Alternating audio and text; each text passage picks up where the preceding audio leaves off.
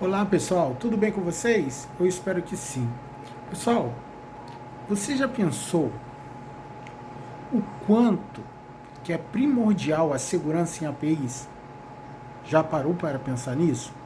Pois então, hoje eu vou contar um caso bem interessante que eu passei já tem alguns anos, onde eu estava num projeto, tá, de uma empresa da área de transportes, né? E era um projeto em .NET, né? Eu estava atuando como um arquiteto de soluções. E assim, como alguns devem saber ou já repararam, eu, embora hoje eu esteja numa posição estratégica na Lucas Technology, tá? Eu iniciei a minha carreira na área de desenvolvimento de software, tá? E venho acompanhando, porque eu gosto muito de desenvolvimento, né? E normalmente em projetos da Lucas Technology, normalmente eu venho com as ideias, com as abordagens, né? Eu gosto de acompanhar o projeto de perto, tá? Mesmo tendo times na Lucas Technology que atuam, né, nesses projetos. Eu gosto assim de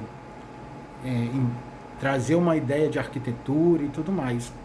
E nesse projeto que eu estava atuando, eu lembro que um desenvolvedor pleno de .NET, né? Ele estava lá criando alguns endpoints. E um dos endpoints que me chamou a atenção foi o Get by ID. Por quê? Vou explicar. E normalmente, quando você está aprendendo uma tecnologia, tá? Quando você começa a trabalhar ali com API, com serviços e tudo mais, é comum, num exemplo, tá? Você aprender ali um método do tipo Get by ID. Por que ID? Porque normalmente é uma forma simples de você entender que você pode obter um ID de uma informação, tá? Pô, isso aí eu acho muito legal, tá? Eu também aprendi assim lá atrás e conforme fui passando por outras tecnologias, percebo isso.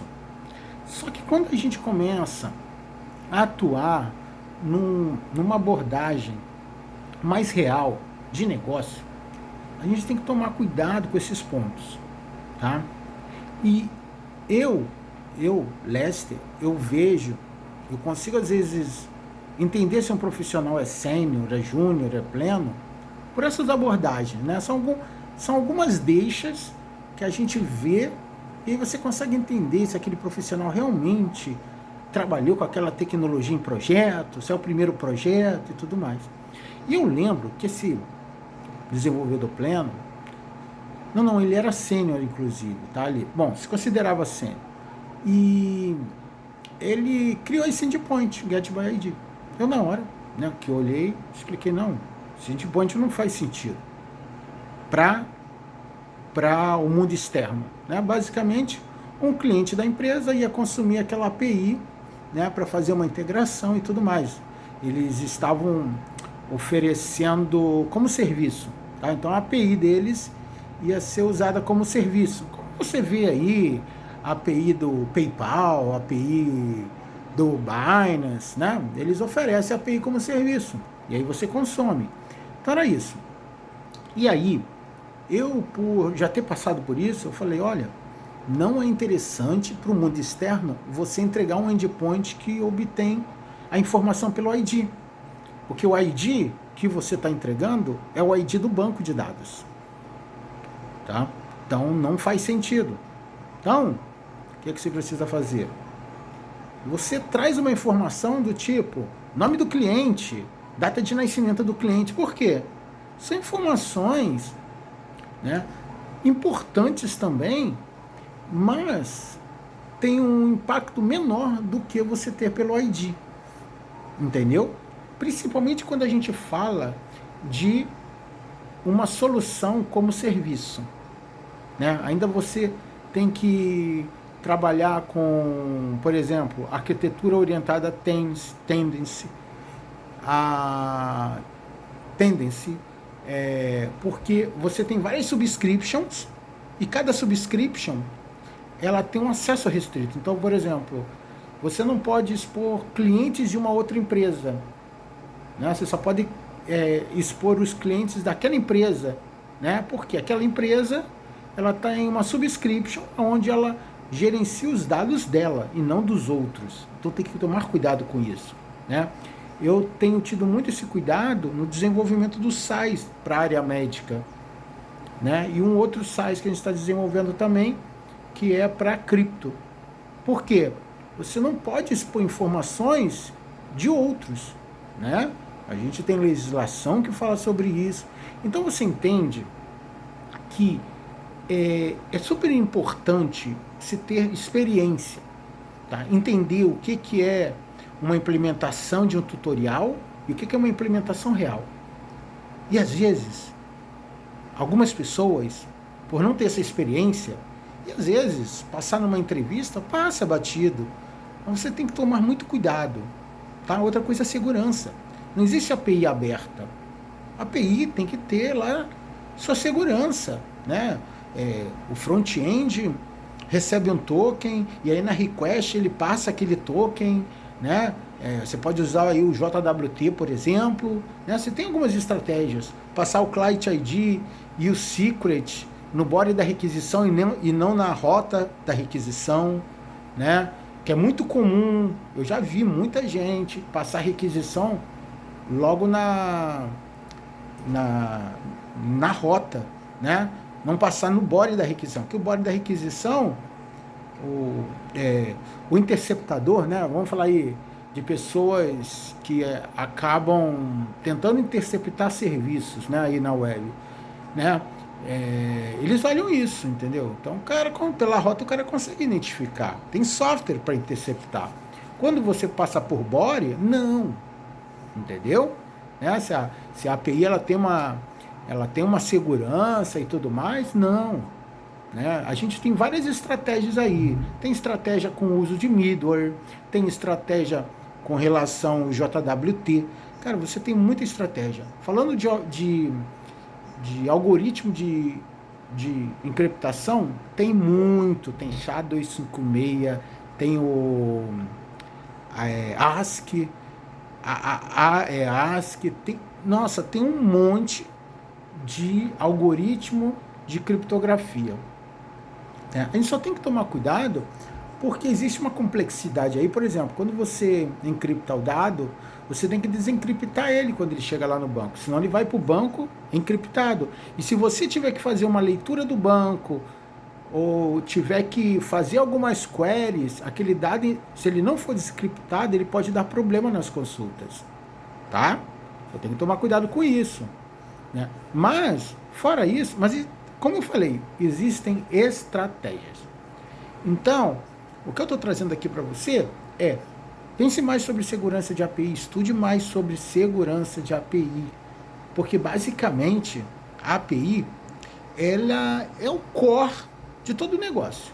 Você está transitando pela web informações, né? E se você não tiver segurança, você basicamente está abrindo a empresa aí para o mundo. Então você tem que pensar bem, faça modelos, faça desenhos, né? Porque quando a gente começa a trabalhar com API, é um tal de faz request, tem response e tal, avalie o response, o que realmente você vai garantir na resposta, né? Request, o que é obrigatório e o que não é obrigatório na request, né? Trabalhe aí com objects também, que é bem interessante, né? Principalmente para reusabilidade. Tem muita coisa interessante. Trabalhe aí com o Swagger UI, aí é uma boa ferramenta para você entregar um documento interativo para o front-end, né? Para poder ele entender ali a API. Às vezes é muito complicado para dev front-end ficar olhando aquele YAML lá, aquele JSON lá, né? Então, se você entrega o Swagger, o cara consegue interagir, ele está fazendo requisição para a sua API, ele sabe qual é a rota, quais são os parâmetros que aquele endpoint suporta. Então é bem interessante. Então você dá uma olhada, dá uma atenção maior, porque assim eu vejo às vezes desenvolvedores júniores plenos, a galera já sênior, às vezes acontece, não é muito comum, às vezes acontece, o cara tá aí criando endpoint de get by ID, tá? E normalmente isso revela talvez uma falta de experiência, tá? Mundo real é uma coisa complicada, tá? Eu mesmo já vi muita vulnerabilidade de segurança, tá? Então assim, tomar muito cuidado. Cuidado com geração de token, né? Isso aí tomar muito cuidado, né? Eu vejo aí, essa semana mesmo eu vi uma aplicação web onde eu estava inspecionando os elementos e ele permitia eu visualizar o token gerado. Então assim, tomar cuidado com isso, né? Usa lá o JWT, toma cuidado com o que você expõe, porque se o cara der um F12 lá na tela, lá no site, né? Não permita que o front-end fique passando qualquer tipo de informação da API, né? Usa ali parâmetros. Tem muita coisa no front-end também relacionada à segurança que é bem interessante, né? Poxa, tem como você chamar o endpoint de forma segura, tá, no front-end, né? Para não ficar passando parâmetro, né? Tem variáveis de ambiente, uma coisa muito interessante também. Você não precisa passar nenhuma informação de acesso de API. Chama um environment variable, né? É nada mais que a variável de ambiente, né? Você pode mesmo até até um endereço ali do endpoint, você usar variáveis, tá? Porque, cara, aí o pessoal tá aí de olho para tentar lograr sucesso devido a alguma vulnerabilidade de segurança. Então, assim, é primordial você atentar para isso, tá? Tem o Sync, que é um software uma plataforma, né? Para vulnerabilidades. Ele escaneia toda a aplicação web e aí ele te diz, até a API também ele escaneia, e ele te diz quais as vulnerabilidades, né? Aqui na empresa a gente tem esse escaneamento, tá, no nosso repositório. Então, assim, é bem interessante, tá bom? Um forte abraço aí a todos, eu espero ter contribuído e a gente se vê na próxima. Tchau, tchau, pessoal.